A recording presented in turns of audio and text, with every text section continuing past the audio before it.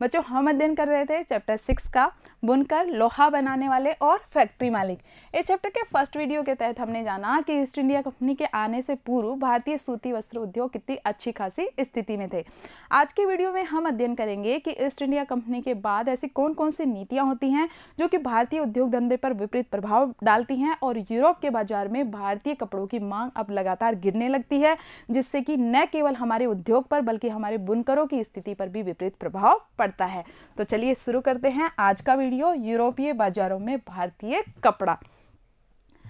18वीं सदी के प्रारंभ में हम देखते हैं कि भारतीय कपड़े की बहुत ज़्यादा लोकप्रियता हो गई थी। क्यों हो गई थी लोकप्रियता, हमने पढ़ा क्योंकि हमारे जो सूती वस्त्र थे वो क्वालिटी में बहुत अच्छे थे, इसके साथ ही बहुत अच्छी किस्म की उन पर बुनाई वगैरह भी की जाती थी, जिसमें हमने अलग अलग किस्मों का भी अध्ययन किया था। तो 18वीं सदी के प्रारंभ में भारतीय कपड़े की लोकप्रियता से इंग्लैंड इतना ज़्यादा बेचैन हो जाता है कि इंग्लैंड के जो ऊन और रेशम बनाने वाले थे वो भारतीय कपड़े के आयात का विरोध करते हैं। क्यों करते हैं भारतीय कपड़े के आयात का विरोध, उसके पीछे की कहानी को आप समझो। हमने देखा कि यूरोप की एक कंपनी, इंग्लैंड की एक कंपनी आई भारत में और भारत में आकर के अपना साम्राज्य स्थापित कर लिया, अच्छा खासा भारत से माल लेकर जा रही है और व्यापार कर रही है और यूरोप के बाज़ारों में बेच रही है। यूरोप के बाज़ारों में बेच करके उसे काफ़ी मुनाफा हो रहा है। तो धन कहाँ आ रहा है? धन आ रहा है उसके देश में, ब्रिटेन में, इंग्लैंड में आ रहा है और इंग्लैंड में अच्छा खासा पैसा हो जाता है, कच्चा माल भारत से मिल ही रहा होता है। तो धीरे धीरे इंग्लैंड के जो व्यापारी हैं वो अपनी फैक्ट्रियों की स्थापना कर लेते हैं और ये अपनी फैक्ट्रियां लगा लेते हैं। अब इन फैक्ट्रियों में सूती कपड़ा, सूती वस्त्र निर्मित होने लग जाते हैं। अब इन कपड़ों को खरीदेगा कौन? क्योंकि पूरे विश्व के बाजार में दबदबा तो भारतीय कपड़ों का है और यहाँ तक कि इंग्लैंड के लोग भी भारतीय कपड़े पहनना पसंद करते हैं। महारानी तक भी भारतीय कपड़े पहनना पसंद करती थी, सूती वस्त्र वगैरह। तो अब ये जो इंग्लैंड के व्यापारी हैं ये परेशान है, उनके माल को खरीदेगा कौन? तो ये अपनी सरकार पर दबाव डालते हैं कि भारत से जो आ रहा है ना माल सूती वस्त्र का, आप उस पर रोक लगाओ, उसके आयात पे रोक लगाने की बात करते हैं। भाई जब भारत से आने वाला कपड़ा रुकेगा तभी तो इनका कपड़ा बिकेगा, तो वही बात बताई गई है। तो ये सरकार पर दबाव डालते हैं। तो इसी के कारण 1720 में ब्रिटेन की सरकार ने इंग्लैंड में जो छापेदार सूती कपड़े थे, जिसे सिंटज या छींट कहा जाता था, उनके इस्तेमाल पर पाबंदी लगाने के लिए कानून पारित किया और इस कानून को कैलिको अधिनियम के नाम से जाना गया।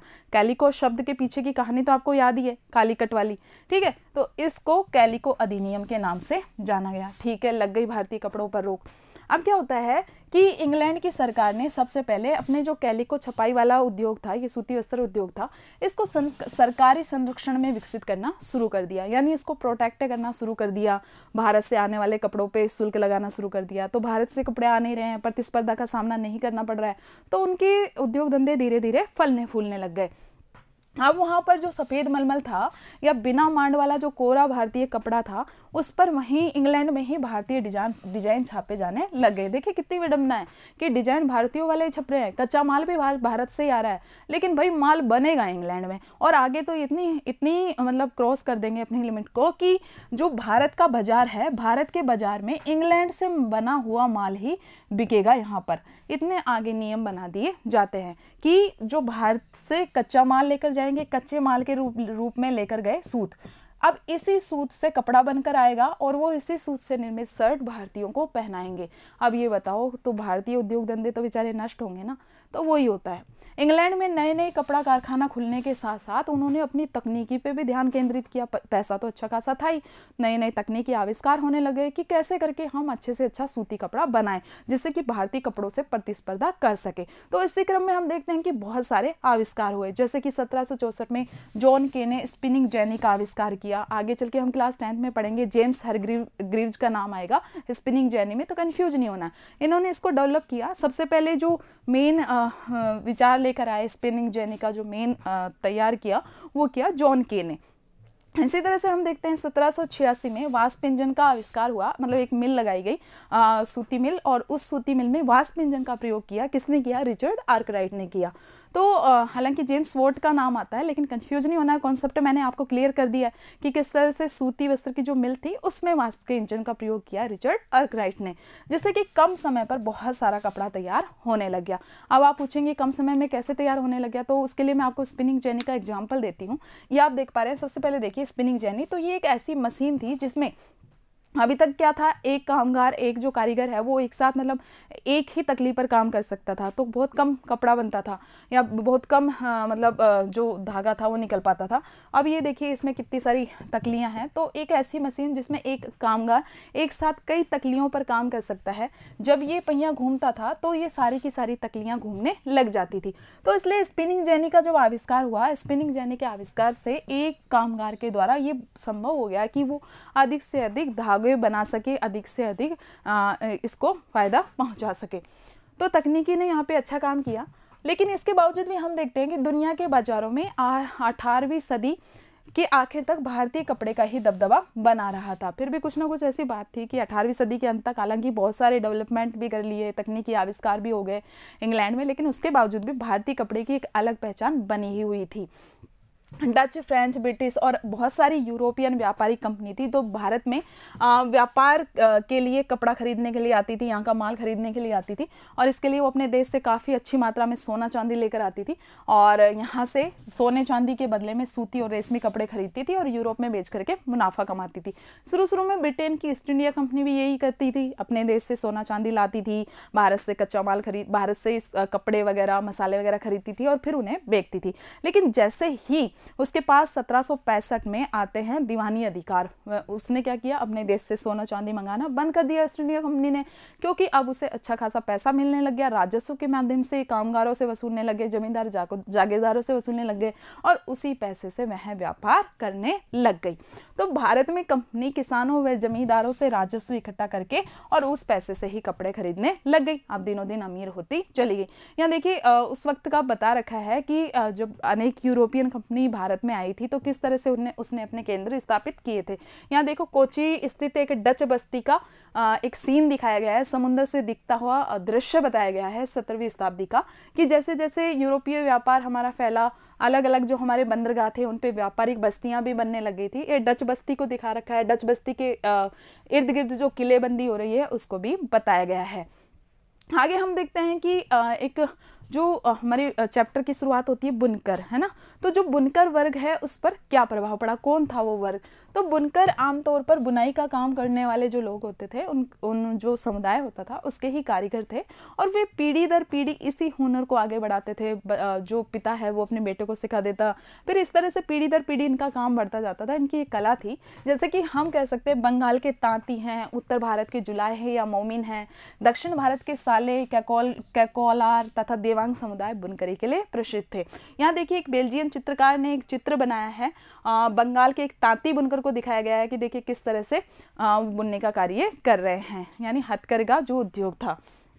तो कपड़ा जो ये लोग उत्पादित करते थे तो उसका पहला चरण होता था सूत काटना, और सूत काटने का कार्य अधिकतर महिलाएं करती थी। हर एक घर में चरखे कतली वगैरह हुआ करते थे, और उसके बाद चूंकि सूत काट लिया गया है, धागा बुन लिया गया है, तो बुनकर जो धागा आ गया है उसी धागे से कपड़े बुनते थे। और ये जो बुनाई का कार्य किया जाता था बुनकरी का, ये किया जाता था अधिकतर पुरुषों के द्वारा। इसके बाद कपड़ा बुन लिया गया है, अब कपड़े को रंगने का, अगर रंगीन कपड़ा बनाना है तो उसको रंगने का कार्य रंगरेज के द्वारा किया जाता था।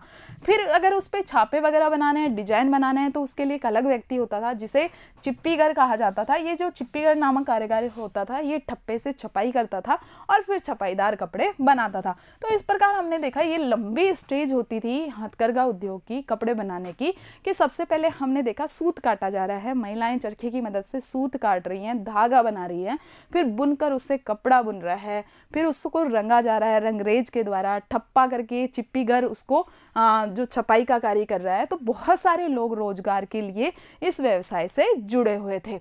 यहाँ पे देखिए अलग अलग बुनाई केंद्रों को बताया गया है, बहुत अच्छे से मैप के थ्रू बताया गया है। तो उस समय 5-6 महत्वपूर्ण केंद्र थे, और सबसे ज़्यादा जो महत्वपूर्ण माना गया वो बंगाल का क्षेत्र माना गया, क्योंकि बंदरगाह वगैरह की भी अच्छी खासी सुविधा थी। तो बंगाल सबसे महत्वपूर्ण केंद्रों में था। पूर्वी बंगाल जो बांग्लादेश है, बांग्लादेश में जो ढाका था वो 18वीं सदी का एक प्रमुख कपड़ा उत्पादन केंद्र था। ये शहर मलमल के लिए और अपनी जामदानी बुनाई के लिए प्रसिद्ध था। ये आप देख पा रहे हैं, ये ढाका है। बंगाल वाला जो क्षेत्र था वो अच्छा खासा प्रसिद्ध था, आराम से यहाँ पे परिवहन की सुविधा भी थी। इसके अलावा यहाँ पे जो जामदानी कपड़ा मलमल का है तो वो सब विश्व प्रसिद्ध था। इसके अलावा हम देखते हैं कि ये जो हमारा है पूर्वी पूर्वी जो क्षेत्र की हम बात करें बंगाल की खाड़ी में, तो इधर आप देख सकते हैं बहुत सारे केंद्र हैं यहाँ पे कोरोमंडल के आसपास, मद्रास से लेकर के आंध्र प्रदेश वाले क्षेत्र में, तो ये बहुत सारे केंद्र हैं। इसके अलावा अरब सागर में आप देख सकते हैं गुजरात का जो आसपास का क्षेत्र है, अहमदाबाद वगैरह, सूरत वगैरह, यहाँ पे भी बहुत सारी इकाइयाँ, बहुत सारे बुनाई केंद्र स्थापित थे। अब आगे बात करते हैं कि अभी तक हमने देखा कि हाँ चलो ठीक है, ईस्ट इंडिया कंपनी आ गई है, कैलिको अधिनियम बनवा रही है, भारतीय कपड़े पर रोक लगवाने की कोशिश कर रही है। अब धीरे धीरे भारतीय कपड़े का पतन कैसे होता जाता है, तो भारतीय कपड़ों को यूरोप व अमेरिका के बाज़ारों में ब्रिटेन के उद्योगों से बने कपड़ों से मुकाबला करना पड़ता है। क्यों करना पड़ता है मुकाबला? क्योंकि हमने देखा नई टेक्नोलॉजी आ गई है, तकनीक आ गई है। जेम्स हरग्रीव्स ने जॉन के वगैरह हमने देखा, स्पिनिंग जेनी का भी आविष्कार किया है, वास्प का इंजन जो है उसका भी प्रयोग किया जा रहा है वहाँ की मिलों में। तो जो कपड़ा है वो बहुत सस्ती दर पे उपलब्ध हो पा रहा है, तो इसके कारण ब्रिटेन के कपड़े से भारतीय कपड़े को मुकाबला करना पड़ता है यूरोप और अमेरिका के बाज़ारों में। भारत से इंग्लैंड को कपड़े का निर्यात करना कठिन कर दिया, क्योंकि ब्रिटिश सरकार ने भारत से आने वाले कपड़े पे बहुत ज़्यादा मात्रा में शुल्क लगा दिया, टैक्स लगा दिया। मैंने आपको बताया था ना कि खुद के उद्योग धंधों को प्रोटेक्ट करने के लिए, खुद के उद्योग धंधों को बढ़ावा देने के लिए ब्रिटेन की सरकार ने क्या किया कि भारतीय कपड़ों से प्रतिस्पर्धा का सामना न करना पड़े हमारे देश में बने कपड़ों को, तो उन्होंने जो भारत से माल आ रहा था उस के आयात के लिए जो नियम थे वो कठोर बना दिए। ये देखो, भारत से कपड़ा कहाँ जा रहा है? इंग्लैंड में। अब इंग्लैंड की सरकार ने ये जो आयात हो रहा है, इस आयात को रोकने के लिए भारी मात्रा में क्या लगा दिए? टैक्सेज लगा दिए, शुल्क लगा दिए। अब भारतीय कपड़ा इतने सारे शुल्क लगने के बाद महंगा हो गया। अब भारतीय कपड़ा महंगा हो गया तो मुझे ये बताओ कौन खरीदना पसंद करेगा? भारतीय कपड़े को कोई भी खरीदना पसंद नहीं करेगा जब उसका विकल्प उपलब्ध है सस्ते रूप में। तो इसका भारतीय उद्योग धंधों पर बुरा प्रभाव पड़ा, और 1830 के दशक तक तो हम ये देखते हैं कि अभी तक तो भारत का माल नहीं बिक पा रहा था, लेकिन 1830 और उसके बाद तो ऐसी हालत हो गई कि खुद भारत के बाजार ब्रिटेन के कपड़ों से हट गए, है ना। तो 1830 के दशक तक भारतीय बाजार ब्रिटेन में बने सूती कपड़ों से पट गए। 1800 मतलब बहुत ज़्यादा सूती कपड़ा ब्रिटेन से बना भारत में आने लग गया। 1880 के दशक तक तो स्थिति ये हो गई कि भारतीय जो कपड़े पहनते थे, सूती कपड़े पहनते थे, उसमें से लगभग 2/3 हिस्सा तो ब्रिटेन से बना होता था। यानी ब्रिटेन की सरकार की नीतियाँ इतनी खतरनाक रही कि भारत के माल को तो ब्रिटेन में बेचने नहीं देते थे, भारी शुल्क लगा देते थे, और ब्रिटेन के माल को आसानी से भारत में उतार देते थे सस्ता करके। तो भारतीय भी ब्रिटेन से बने हुए सूती कपड़ों को ही पहनने लग गए थे। इसका परिणाम क्या निकला भाई? इसका परिणाम तो ये निकलेगा, भारत के सूती वस्त्र उद्योग लगातार खत्म होंगे, और उनमें जो काम करने वाले हमने अलग अलग स्टेज के लोग देखे, बुनकर वगैरह, वो अब परेशान हो गए, बेरोजगार हो गए वो लोग, क्योंकि ब्रिटेन और यूरोपीय कंपनियों ने भारतीय माल को खरीदना बंद कर दिया। अब जब भारतीय माल की डिमांड ही नहीं है तो काम कहाँ से होगा, और काम नहीं होगा तो रोजगार कहाँ से मिलेगा। परेशान बुनकर ने बहुत मदद के लिए बार बार सरकार से गुहार भी लगाई, लेकिन अंग्रेज सरकार ने कुछ भी नहीं किया उन बुनकरों के हित के लिए, क्योंकि भारत में तो अंग्रेज सरकार ही थी।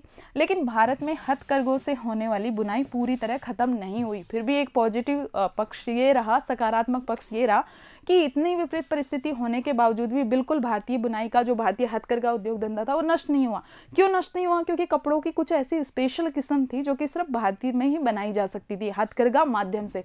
जैसे कि हम देखते हैं कि सुंदर किनारों वाली और जो सुंदर नक्काशी वाली जो साड़ियाँ हैं, जैसे कि हम बनारसी साड़ी का एग्जाम्पल ले सकते हैं।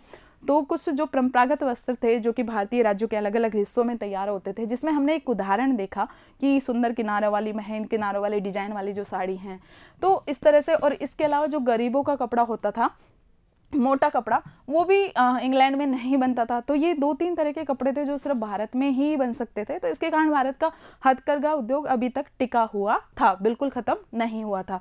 फिर हम देखते हैं कि पश्चिम बंगाल में, पश्चिम भारत में जो सोलापुर है और दक्षिण भारत में मदुरा है, वहाँ पर 19वीं सदी के आखिर में बुनकरी उद्योग दोबारा से फला फूला, थोड़ा स्थिति ठीक हुई और वो बुनकरी के महत्वपूर्ण केंद्र बनकर उभरे। और फिर हम, गांधी जी का तो सबको पता ही है कि किस तरह से सूत वगैरह काटते थे और भारतीयों को आत्मनिर्भर होने की शिक्षा देते थे।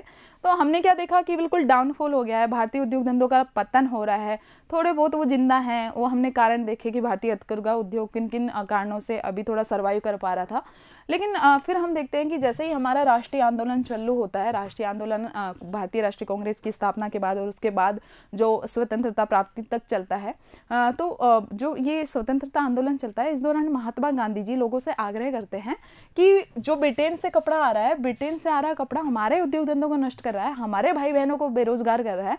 तो सबसे पहला काम ये करना है कि विदेशी वस्तुओं का बहिष्कार करना है, उनका यूज नहीं करना है और हमारे भारत से बने हुए सूत व हाथ से बुने हुए कपड़े ही हमें पहनने हैं। हालांकि इनकी मुहिम का काफ़ी अच्छा असर निकला, बाइकआउट किया गया, बहिष्कार किया गया ब्रिटेन से बने हुए माल का, और इस तरह से खादी जो है हमारे राष्ट्रवाद का प्रतीक बनती चली गई, चरखा भारत की पहचान बन गया। और 1931 में हम देखते हैं कि भारतीय राष्ट्रीय कांग्रेस के तिरंगे झंडे में बीचों बीच में इसको भी जगह दी गई थी। तो ये हमने देखा कि किस तरह से भारतीय उद्योग धंधों को संभालने की कोशिश की गई थी। फिर धीरे धीरे हम देखते हैं कि भारत में सूती कपड़ा मिलों का उदय होने लग जाता है, और जैसे कि ब्रिटेन में औद्योगिकरण चल रहा है, ब्रिटेन में नई नई औद्योगिक इकाइयाँ स्थापित हो रही हैं, उद्योग धंधे स्थापित हो रहे हैं। तो ठीक है, उसके कुछ समय बाद ही भारत में भी इस तरह की जो मिलें स्थापित होना शुरू होती हैं। और पहली जो सूती कपड़ा मिल है, याद रखना है, बम्बई में स्थापित होती है, और यह सूती कपड़ा मिल 1854 में स्थापित होती है। क्यों स्थापित होती है भाई बम्बई में? बम्बई की लोकेशन आप समझो, बम्बई की लोकेशन है यहाँ, ये है हमारा अरब सागर और यहाँ ये है बम्बई। अब बम्बई में पहली सूती कपड़ा मिल स्थापित होने के कई कारण हैं। सबसे पहला कारण तो हम देख रहे हैं कि यहाँ पर काली मिट्टी अच्छी खासी पाई जाती है ना, काली मिट्टी की उपलब्धता होने के कारण यहाँ कपास की खेती की जाती है और कपास यहाँ कच्चा माल अच्छा खासा मात्रा में मिल जाता है।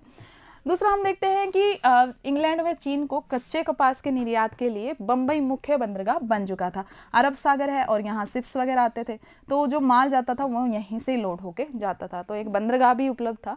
इसी के साथ ही हम देखते हैं कि इतनी सारी सुविधा होने के कारण 1900 तक बम्बई में 84 कपड़ा मिलें स्थापित हो चुकी थी, और उनमें से बहुत सारी मिलें चीन के साथ व्यापार के जरिए पैसा कमा चुके जो पारसी व्यापारी थे और गुजराती व्यापारी थे उन्होंने खोली थी। यानी भारत में भी मिलों की स्थापना शुरू हो गई थी, और इसके सकारात्मक परिणाम ये आए कि जो हजारों बुनकर अब बेरोजगार हो गए थे उनको रोजगार प्राप्त होने लग गया। बम्बई के साथ साथ अन्य शहरों जैसे कि अहमदाबाद है, कानपुर है, यहाँ पर भी कई कारखाने खुले, जिससे कि गरीब काश्तकार जो दस्तकार थे, खेतीहर कामगार थे, उनको काम प्राप्त होने लग गया। हालांकि प्रारंभिक जो स्टार्टिंग के कुछ ईयर्स रहे, प्रारंभिक कुछ दशक रहे, उसके दौरान भारतीय कपड़े के जो कारखाने थे उनको ब्रिटेन से आए सस्ते कपड़े से प्रतिस्पर्धा करनी पड़ती थी। लेकिन फिर भी एक आशा की किरण आई, थोड़ा समय बदला प्रथम विश्व युद्ध के समय। अब ये प्रथम विश्व युद्ध का इतिहास का हमारे इस चैप्टर से क्या संबंध है ना, प्रथम विश्व युद्ध का जो इतिहास था उसका क्या संबंध है यहाँ से। तो सबसे पहले प्रथम विश्व युद्ध की डेट हम देखें ना, तो 1914 से 1918 के लगभग यहाँ युद्ध चला था, और इस युद्ध में इंग्लैंड भी शामिल था। अब इंग्लैंड का पूरा ध्यान किस में लग गया? अब इंग्लैंड की फैक्ट्रियां ऐसे थोड़ी ना सूती वस्त्र उद्योगों का ही सूती वस्त्रों का ही उत्पादन करती रहेंगी, बल्कि अब तो युद्ध की जो जरूरत की सामग्री होती थी, कुछ भी हो युद्ध की जरूरत के, युद्ध वाले बूट हों, कवच वगैरह हो, तो उनके उत्पादन में वहाँ की फैक्ट्रियाँ इन्वॉल्व हो गई। तो प्रथम विश्व युद्ध के समय ब्रिटेन से जो आने वाला कपड़ा था उसकी मात्रा में कमी आ गई। क्यों आ गई कमी? क्योंकि ब्रिटेन की फैक्ट्रियाँ वो कपड़ा बना ही नहीं रही, अब वो युद्ध की जरूरतों का सामान बना रही हैं, और इसका फायदा मिला भारतीय कारखानों को, और भारतीय कारखाने फलने फूलने लग गए। क्योंकि अभी तक तो क्या कर रही थी इंग्लैंड की गवर्नमेंट? इंग्लैंड की गवर्नमेंट ने क्या किया, खुद के देश में तो संरक्षण दे दिया खुद के देशों के उद्योग धंधों को, तो क्योंकि भारत से जो माल आ रहा है उस पर कर लगा दिया, शुल्क लगा दिया। लेकिन जो भारत है, भारत में अपनी कंपनी का माल लेकर आ रहे हैं और बिना रोक टोक के बेच रहे हैं, तो ब्रिटेन का माल सस्ता था, इसलिए भारतीय उद्योग धंधे नष्ट हो रहे थे। लेकिन प्रथम विश्व युद्ध के दौरान इसमें गिरावट आई और भारतीय उद्योग धंधों को फलने फूलने का अवसर प्राप्त हुआ।